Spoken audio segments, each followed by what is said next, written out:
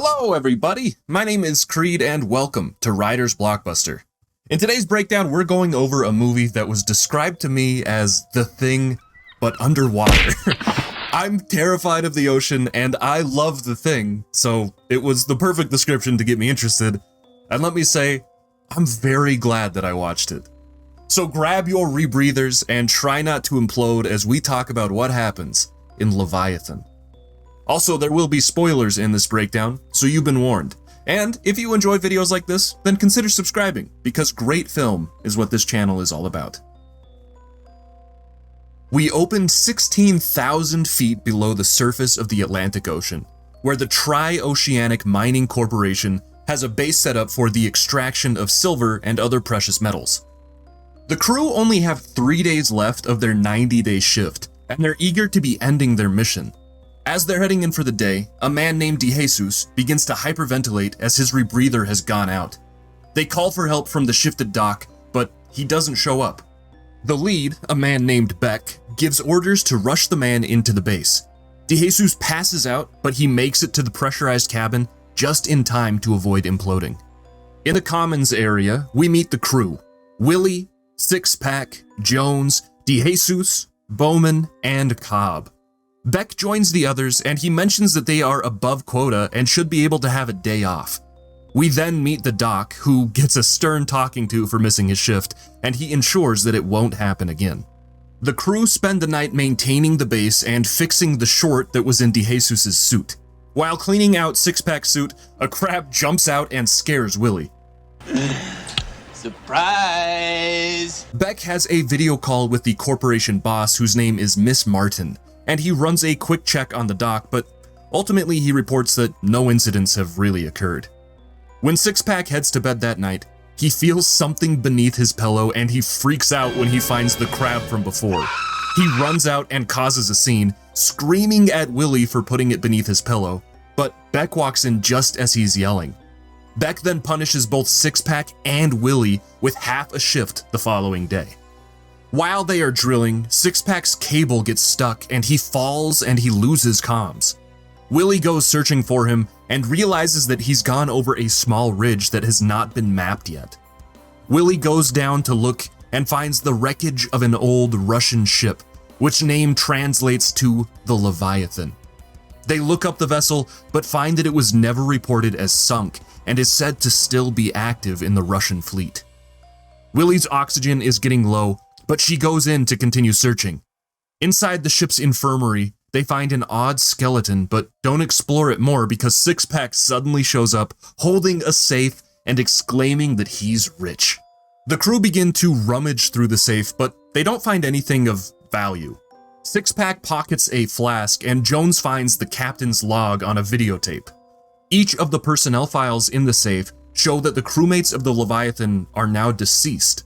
The crew get excited to find a bottle of vodka, but Beck confiscates it because it's against the rules to have alcohol on board. Beck and the doc go to watch the captain's log. In it, the Russian captain says that all his crewmates seem to be sick with some kind of tropical infection. He's looking skittish, but the tape suddenly stops when he hears someone coming. The doc then looks at the footage of the ship and believes that it was sunk by torpedoes, and it's no accident that it was never reported as sunk. While Beck is busy, the crew break into his locker and pour themselves each a shot of vodka, but when they drink it, they find that Beck has swapped the alcohol out for water, tricking them all. It's not bad. It's not bad at all. It's what? Six-Pack sneaks into his bunk and begins to drink from the flask, but Bowman saw him pocket it, so she shows up and asks him to share. Meanwhile, Willie has gone for a jog around the facility and happens upon Beck, who's trying to fix the lift lock. They begin some light flirting before Willie gets back to her jog. The next morning, Six-Pack heads to the infirmary with symptoms that seem like a very rough hangover, but when he takes his shirt off, spotty rashes have appeared all over his back, and the doc is oddly suspicious. Beck calls Miss Martin and is told that they could do an emergency pickup, but with only 24 hours remaining on the mission, it wouldn't look good for the company or the crew. Beck gives Six-Pack the day off and takes his place in the mining operation. In the infirmary, we see Six-Pack's symptoms have progressed quickly. Doc takes a sample and runs it through an analysis, but finds that it's of unknown origin. He reaches out to his cohorts, but they say that they have no idea, and their best guess is that he's having some kind of a genetic alteration. And soon after, Six-Pack perishes. When the crew gets back, Doc shows Beck Six-Pack's progression, and they determine it's best not to tell anyone that he's died until they can examine the rest of the crew to make sure that the ailment wasn't contagious. Cobb, Jones, Willie, and DeJesus are cleared, but Doc gets a video call before he can examine the others. The call is with Miss Martin, and Doc and Beck officially call for an emergency evacuation. Unfortunately, Martin informs the men that a hurricane is coming and will delay their extraction by at least 12 more hours.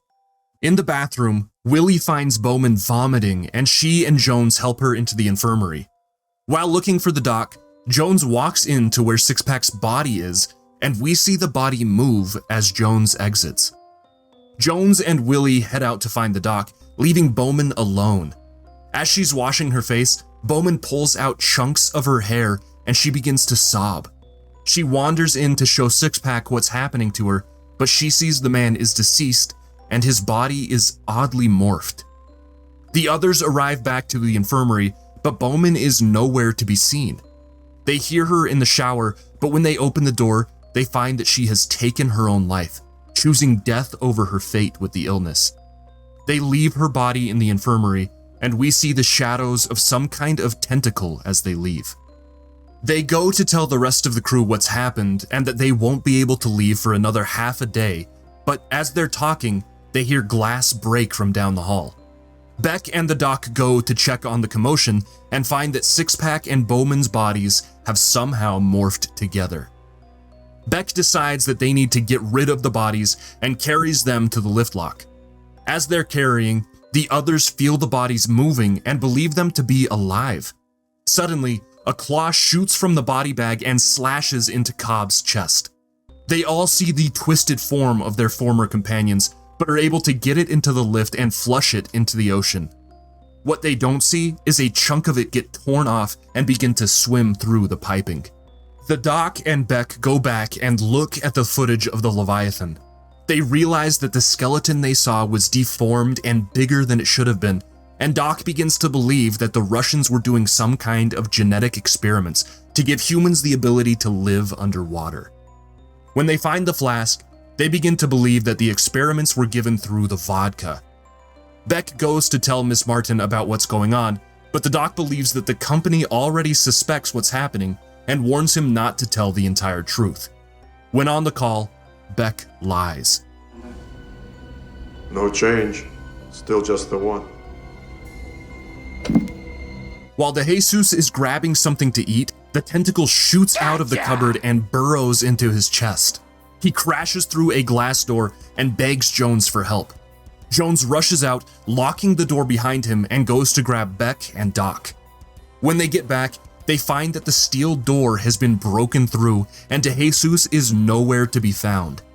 They know Willie went for a jog to get her mind off of things and realize that she's been alone now and may be in danger, so Jones and Beck go to look for her. They find her unharmed in the lift lock and tell her that DeJesus is likely dead. The crew then arm up, grabbing electrical saws of all shapes and sizes and a few flamethrowers. When they check the infirmary, Doc notices that all of the blood has been consumed. Cobb is grabbed by a now much larger creature, but Doc is able to saw off the tentacle just in time. They realize that the creature is growing and needs blood in order to evolve. You're telling me we got a goddamn Dracula in here with us? I'm vegetarian. They come up with a plan to use blood to lure the creature into the lift lock so that they can flush it out. Beck and Jones take up the more dangerous job, setting the blood trail and trying to get the creature's attention. But while Doc, Willie, and Cobb are alone, Cobb mentions that his scratches are beginning to itch much more. Doc goes to get some bandages, but he stops by the control room and types out a message to his cohorts before launching all of the evacuation pods with no one inside. He then rejoins the others, but Cobb is looking much worse.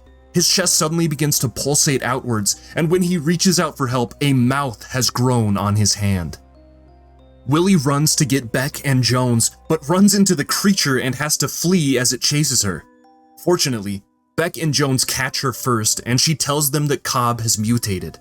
We then see Doc looking pretty awful. He cries, and we hear as his body begins to morph. The surviving three make it to the control room and find the note that the Doc had left, saying that none of them were going to make it out alive, and this was his way of stopping the illness from reaching the rest of the population. They get a hold of Miss Martin, but she says that the hurricane has gotten much worse and that they won't be able to extract them for at least another 48 hours. They try to check the weather reports, but find that all of the weather files have been closed for the remaining crew. Willie checks her stalks and finds that they have dropped due to a tragic accident which names all of them as deceased due to a mining collapse. The warning signals go off and the air suddenly stops flowing. They realize that the creature has broken the ventilation system, and they're forced to exit the safety of the control room to go fix it. We lose enough air in here, the internal pressure will drop and crunch. Explosion, babe. They find the valve has been completely destroyed, but there is a backup in the lift lock. As they leave, the creature strikes. Beck pulls some wires from the wall and shocks it, keeping it at bay but not killing it. He is then grabbed by the creature and is forced to cut off its tentacle with a handsaw. They make it to the lift lock, but the valve is too hot to be operated. Beck then comes up with the idea to get into the suits and use backup air tanks to overfill their flotation devices, which will hopefully carry them to the safety of the surface. He helps Jones and Willie into their suits, but the creature shows up and stops him from escaping. It's here that we get a good look at what the creature is. It's very fish-like, but has the faces of the crew members all around it, including DeJesus, who is seemingly still alive. Beck pours oil into the water and lights it on fire, keeping the creature back while he gets into his suit. As the lift goes down, the creature's head gets caught and it explodes in a gush of blood. Just as Beck leaves, we see the station fully collapse and implode. The three remaining crewmates float up and make it safely to the surface, where a Coast Guard helicopter is circling, looking for survivors of the mining accident.